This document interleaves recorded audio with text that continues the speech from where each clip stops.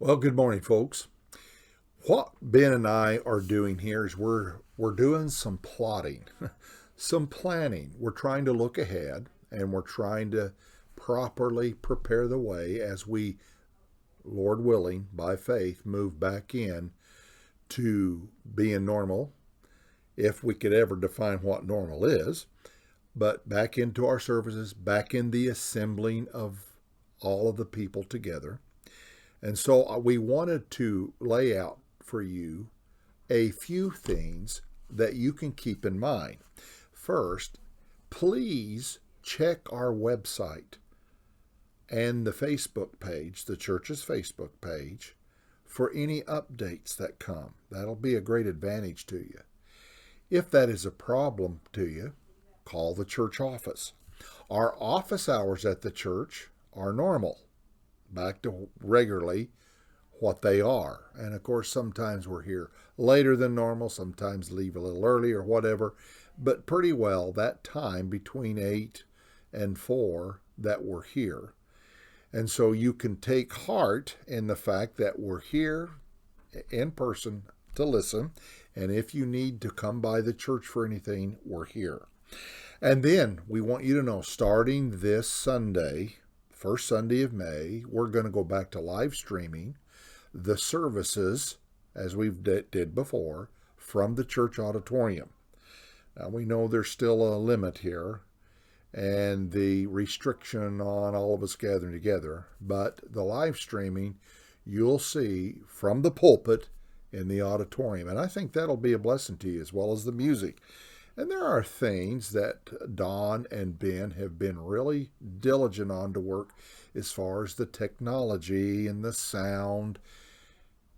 Be patient. There are things we have to work out, but it's going to be better. And so we're here to listen to any kind of suggestions or complaints that you may have of something not working right. We're going to be more than glad to help you. But they've done a lot there, and I appreciate these two guys for that. And also on Wednesdays. Now, we can be present Wednesday, of course, by live stream. The little devotionals that we have, we're going to continue that, and they'll be live streamed, but also the prayer service. And if you come in on the live stream on our website for the devotional on Wednesday, then you can stay on because we'll do the prayer time. We will take prayer requests. You can call them into the church, but if you do, please be sure and be brief, because we've got just 2 lines and there may be several calling in at once.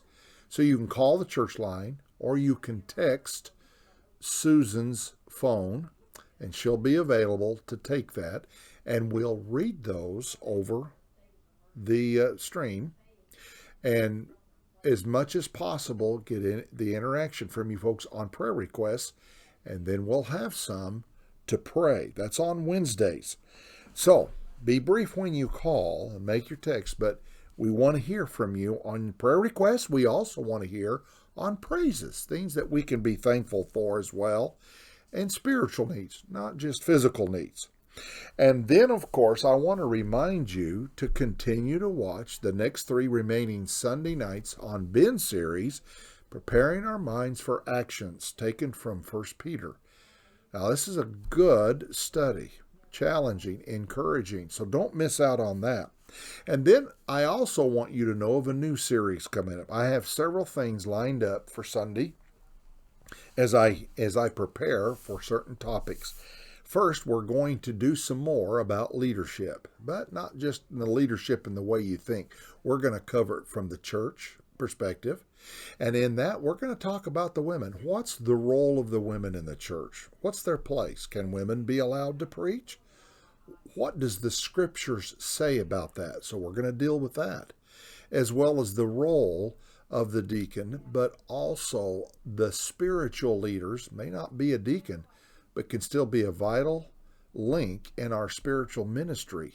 Spiritual elders, if you would like to call it that, but spiritual leadership. And also in the home, leadership in the home, and leadership in government. This is very essential because of what we're facing now and many questions and problems that are disturbing some people. And we're going to deal with civil disobedience. We're going to tackle that topic and cover that. And then we're going to talk about communication for the glory of God. Communicating properly that brings glory and honor to the Lord.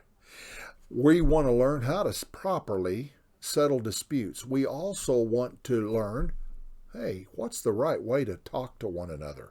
I think some people have a problem with really how to communicate, and they just speak their mind. They don't communicate. They just talk at people instead of to people, or they try to talk through people. So we want to do that. We want to talk about properly communicating not only to other believers, but to the world.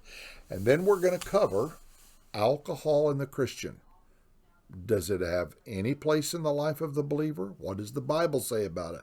What's the difference between the wines of the Bible and those of today? Those will be some things we'll cover. And then we'll be taking another journey as we move into the book of Joshua and Judges, and we're going to have a series on victorious Christian living, possessing the life of full blessing. I hope that you'll be here. I hope you'll tell your friends about it. We love you all. We miss you all.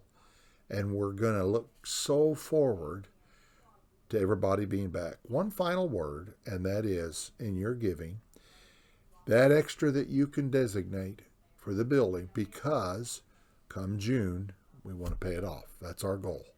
And then we'll be ready for the next phase as we seek God's leadership and His timing for a youth pastor.